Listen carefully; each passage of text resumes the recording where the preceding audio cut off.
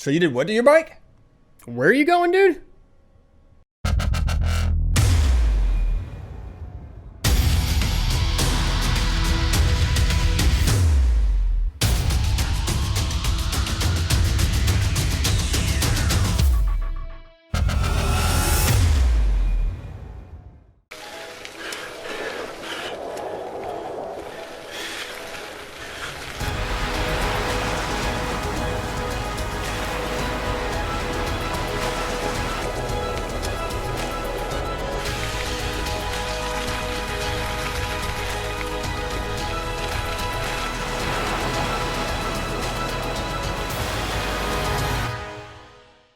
Hey everybody, welcome to This is Gravel. With me today, as always, is Neil Taylor. Neil. You are looking so fine this summer. I am always looking fine. That's a nice right? summer tan you got going on there. Yeah. How's it been going for you? Actually riding bikes, so it's been going nice. Good. July seems to be like a month that I've really enjoyed getting on the bike and have put more miles in this month already than I have in any other month so far this year. So Yeah, that's good. Yeah.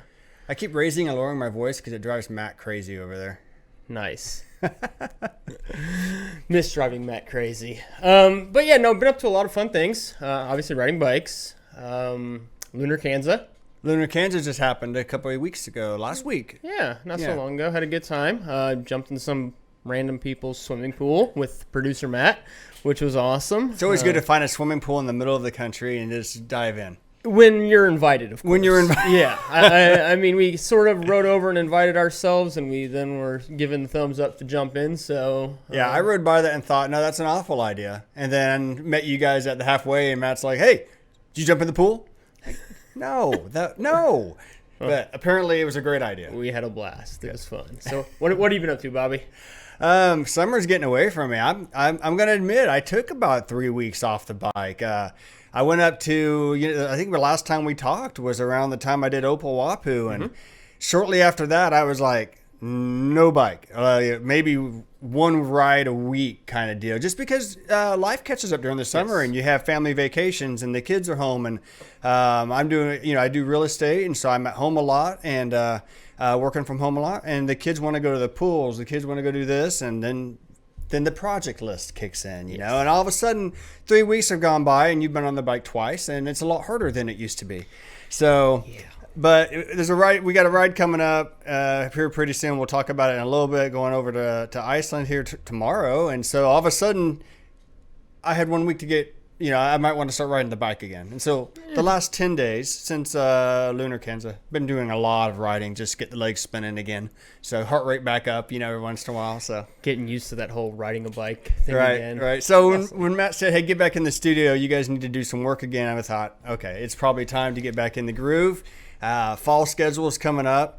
And when we say fall schedule here in the Midwest, in July specifically, rides really tend to die down or get smaller in length anyway. Yeah, it's hot. Even, recently here, it's hot when the sun even goes down. Right. I've ridden with Matt a lot here after the sun goes down recently, and it's still 90 degrees out when the sun goes down, and you're just cooking. There's just no break from it. Even with the breeze, there's no break from it because the wind itself is hot.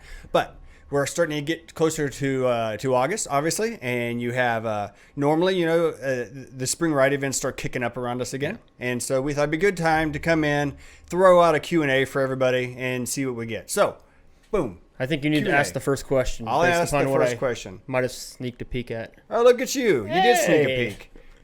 How did you get to take a peek? All right, why did Neil? Matt likes me. Why did Neil? Why did you switch to a geared bike? Everybody wants to know why you switched back to gears from being a solid single speeder. I was enjoying the single speed, no doubt.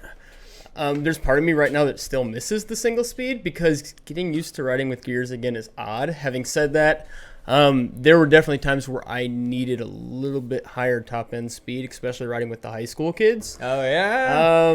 They were pushing you to your limits on the single speed. Yeah, when I'm out there and I'm spinning 150 to 170 cadence to try to keep up with these kids at 25, 26 miles an hour.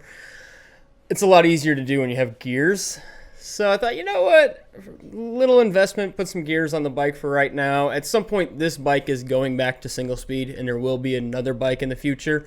However, it was a whole lot easier to put gears on this bike and wait maybe another year or so to buy that new bike. To get back to. We always need a new bike, right? Absolutely. But yeah, keeping up with the kids. They're getting faster, and That's good. I'm getting older.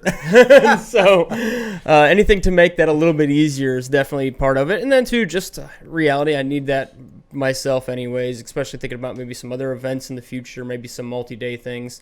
Not to say that single speed wouldn't be a bad option with those, but it'll also be nice to have the ability to, use some gears throughout some of those multi-days. Oh, heck yeah. Yeah. No, I get it.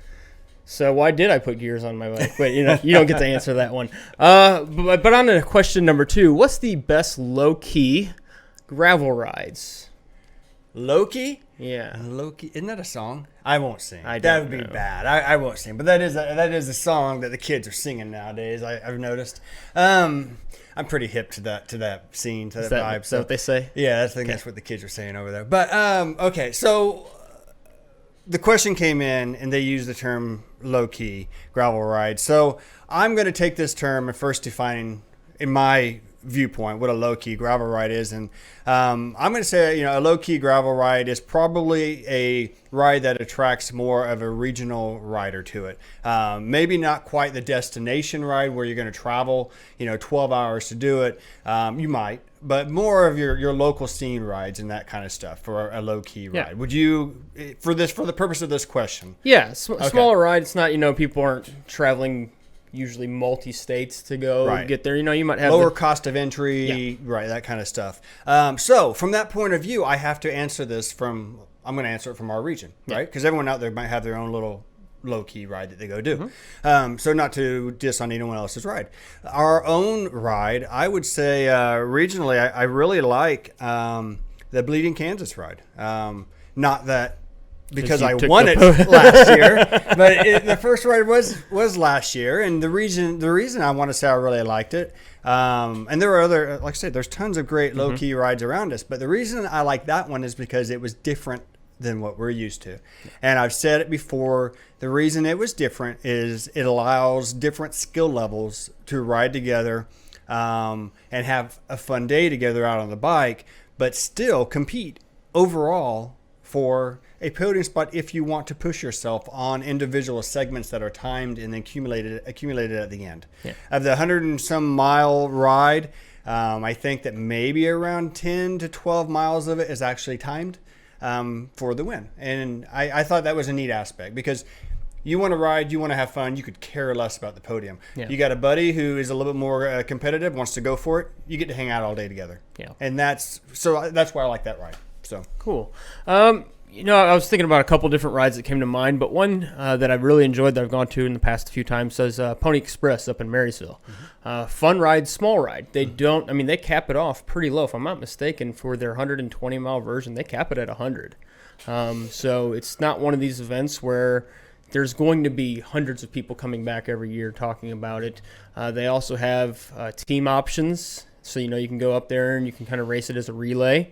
As well, actually. And then they also have a shorter version that's usually coming in about 65 to 70 miles, and it's in a fun area. It's that northern Flint Hills up in Marysville, Kansas, right up towards the border of Kansas and Nebraska.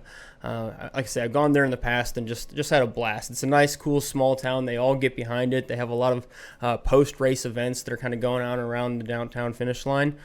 So again, small kind of event. I think that was definitely be one at the top of my list. Sweet. Yeah. Good question. Number 3. Let's see. We get this one a lot, especially when I worked at the shop. Best intro gravel bike. Okay. Which is go ahead. I'll let you lead off with it. Again, like you say, can be kind of a subjective thing maybe for some people, because some people get in and their first bike is way nicer than what I started off with. I started off actually riding a mountain bike for my first gravel bike. And reality is, part of that, I would say, is what you can afford at that time. Maybe some of us, we can get in and you can jump on a Di2 Warbird right away off the bat. And it's like, hey, you know what? If that's how you can entry into gravel riding, good for you. That's a great entry-level gravel bike. Right. But, you know, for like my high school kids, for instance, find something that fits them. One, fit is important. Two, obviously, there's good options out there, even on the resale. You know, like I said, a lot of people buy multiple bikes. We've got multiple bikes. Matt's got, I think, even multiple bikes. And so maybe look at things like that. If you want to talk just stock new, probably something like a Journeyman. I mean, nice entry-level bike. Yeah. Nice low price point for people to kind of get out there. Yeah. What do you think? I think it's a question that will always cause a lot of debate depending on where you ride regionally, because gravel doesn't mean gravel all across the world. So you can ride any bike as an entry-level gravel bike with different levels of success depending on where you choose to ride that bike. I'm on there's a forum group that I'm part of on Facebook, and initially, when I see a post about why are all these people riding these modified road bikes? All you need is a mountain bike. I could ride my mountain bike. 100%. You can ride that mountain bike anywhere you want to ride. And 100%, today's modern gravel bikes they look more like a road bike. I get it. Yeah. But depending on where you ride, different tires, different pressure, everything's so different. So for this point of view, if you want to say in a general term, yeah, any bike's the best intro gravel bike. Just get out there and ride. However, I will say that from working at the Gravel City and Adventure Supply here in Emporia, Kansas, and working with salsa bikes and having ridden a salsa bike many times in my career, even though I absolutely love my Lauf True Grit right now, I will say for an entry-level price point, salsa does knock it out of the park with that Journeyman bike because it's $1,000 in sub. Yeah, it's still an investment, don't get me wrong, but man, if you can get in and at least see if you like it. Now the reality is you probably will. Yeah. I mean, that's the case. And then when you do, you just take the Journeyman, find somebody that needs it, hand it down, sell it off, and then buy your next bike. Right. If that's a Lauf or Warbird or whatever it might be. Right. Specialized, Trek, whatever you got. Yep. So. All right. Question number 4. Question we get sometimes, a lot of times, but it changes maybe for some of us. But Bobby, what tire are you riding right now and why? The good old tire question. Yes. There's always more to talk about with tires in there. So this is one of those questions that always makes me kind of roll my eyes because, and here's why. I've ridden a lot of gravel tires and I've experienced a good level of success with all those tires as soon as I became tubeless. Once I became tubeless, all my problems seemed to go away. And honest with you there. So, what? Knock on wood. Oh, yeah. All right. Knock on wood. So, which is funny because actually right now I have a plug tire with a tube in it. But, okay, other than that, tires that I've ridden and tires that I ride and tires that I would tell you to go ride right now, I'll just pick the one that I'm on. I've had a tremendous amount of success the last couple of years with the Maxxis Rambler. It's a great riding tire. It's a great rolling tire. The rubber is very supple, and to me it lasts about 3,000 to 4,000 gravel miles, which means I'm replacing them maybe twice a year, at the most once every right at a year, because I ride about 5,000-ish a year. So yeah, right around 2 a year. So I really love those tires, and I run the 40s on my bike. My bike right now, I have ETAP, and the little battery sticks out a little bit too far for me to get away with anything bigger than a 40, so that's where I'm riding. So. Right now I got Terravale Rutlands on the bike. I hadn't used those until recently. I put them in beginning of May, I want to say. Right away, they seem really nice. They're a little bit beefier tire, a little bit knobbier, but I put them on at that time because I knew we were going for Dirty Kansas. I knew we were going north. I knew it was up there, and that was my purpose for throwing those on at this time. Out of the gate, I'll be honest with you, I had a little bit of trouble with them. I got a rear tire cut, not a big one. It did seal after a while up at Maisie's. And then I got actually a pretty good-sized one that I had to plug riding around here. That was about 1,200 miles ago. Since then, the plug is fine. The rear hasn't had any more issues. So far, all is good. Right. I didn't obviously finish Dirty Kansas, but in the 100 miles that I did do, I didn't have any problems that day at all. There was never a moment where I was even mildly concerned riding them. I liked the fact that they were a little bit beefier. I got a 700 by 42 on there right now. And so it was supple. It felt good. Again, knock on wood, but I haven't had any other issues with them. Yeah. Having said that, I do kind of change my tires a lot. I was riding Ramblers for a while, for about, maybe the past year or so before that. Before that, I'd put Gravel Kings on, and I like to, see what's out there. I'm not married, I guess you could say, to one tire, and so I do want to see, what what options are out there. Having said that, find something you like or experiment, but there's so many good options right now when it comes to the tire. Have some fun and don't be dedicated to one thing forever, because there's a lot of great products. Right? The Terrain's got some great products. Yeah. There's a lot of stuff out there. So, all right, number 5. I think it's your turn to ask questions. Okay. Oh, I like this one. Because I like to dream. What is a dream ride or event? A dream ride. So are we talking like an actual real life ride, or something that I'm real dreaming, life like ride. Riding with unicorns? Real life. No. Okay. Real life ride. Just curious. Real life dream ride. Man, it would be honestly, I'm starting to lean towards some of these multi-day things just to get out there and, go away for a little bit. I know reality life right now isn't going to provide that for me. I can't leave the wife and kids for a month at a time and go something like Tour Divide or Baja. Right. Exactly. But man, I would love to go and do something like that. Go out and spend a month away with me, my bike, nature, and just have fun. And I think Matt wants you to take him. I might take Matt with me. Let's reel it back in just a hair and say a real life dream rider event that you might actually do within the next couple years. Within the next couple of years, I definitely see myself. I'll be going up to coast more than likely next summer. Okay. My dad lives right up off the course. I don't know if I'll do the entire coast to coast 200 or if I'll do the 100. Minnesota. No, Michigan. Michigan. My dad lives less than 30 minutes from Ludington. The UP, right? Yeah, not quite up in the UP though. Okay. Don't have to go all the way that far north. But I'd say, if there's something where I could definitely say, yes, I'm going to make this. This is going to happen. This won't even be a problem logistically to make it work out. I'd love to go up there to Michigan and ride. I've ridden before up there on my dad's old 68 Schwinn Varsity. They have very sandy roads, so you can ride a little tiny small road tire up there. Having said that, if you get onto some of their forest roads, it almost feels maybe a little bit more like single track. So there's going to be a wide variety, I would say, of terrain to ride up there. So I'm looking forward to that. Okay. What about Matt's you? making fun of me over there because I have no idea where in the United States Michigan is. It's that way. I flew into it one time, but I didn't steer the plane, so I just hopped on a plane and I was there. So, awesome. Funny story was, real quick, can I tell a funny story? No? All right, I won't tell a funny story then. Jeez. Funny story was there's a town in Michigan and Canada that has the same name, and I booked the rental car in Canada and we landed in Michigan. Yeah, Carrie wasn't too happy. So, what? It's funny. I thought it was funny. Isn't that what Bigfoot Sasquatch is? Okay, I'll move on. All right, so my dream event that I might actually do, I'm going to my dream event for this year. Yeah. But let's say the next one for the next couple of years would definitely be, I want to go to the Rock Cobbler out in Bakersfield, California. I think that one looks a blast. You get to ride through, I think it's the organizer's house, through his front door, out his back door, and I want to crash into the Kitchen Peninsula. I think that'd be kind of funny to do. Yeah. So, but I will say, and this was set up perfectly by somebody for a segue. Dream event this year is I leave tomorrow from Kansas City and heading to Iceland to ride the Rift. Awesome. And I got to say, once every couple of years, I get to do an international ride.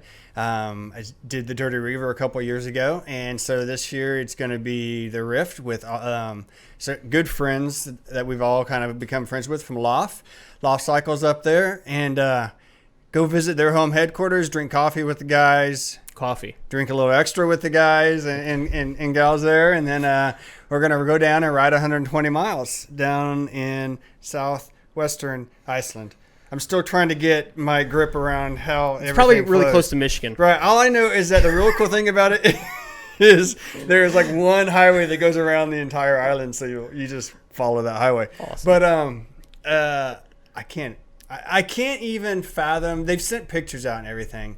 But it's probably like somebody coming to the Flint Hills for the first time. It's going to be vast and open, but until you get there, and it just kind of overwhelms you. And I'm really excited about getting there. It's 90 degrees here. Well, actually today it's pretty nice. It's 80s, but it's been 90 and 100 here, and the temp all week long is like 50-ish degrees. And so I'm excited Back to about winter that. clothes. Right. So yeah, I'm very excited. Curious to see where you have been riding this weekend, this summer, and see what you got. Hey, thanks Bobby and Neil. Social media is absolutely my favorite time of the show. I want to thank everybody that submitted photos using our hashtag ThisIsGravel on Instagram, Twitter, and Facebook. First up, we've got Larry sending in this photo riding in the Red Kite and up in Ohio. Ulrich sent in this photo riding in Denmark. Amber was out on the tandem in Beaumont, Kansas. They said they made it about halfway of what they had planned, but it was still fun anyways. Isabel was riding up at the Bohemian Stow Mill out of Prague, Nebraska. James checked out the Crusher 234 miles of enhanced gravel race from Copper Harbor, Michigan to Marquette, Michigan. Nick was out exploring Bureau County, Illinois. Jacob says he's getting in lots of mountain bike riding in the Denver area as prep for the Leadville 100. Josh got in 60 miles of heat training, including some B roads in northeast Iowa. Again, thank you to everybody that submitted photos using our hashtag ThisIsGravel. Back to you. Awesome, everyone. Thanks for those pictures. We love seeing what you guys are doing. Make sure to keep following all of us on social media. Make sure you tag everything with This Is Gravel, because we do like seeing what you guys are up to. And Bobby, I can't wait to see some pictures from Iceland, man.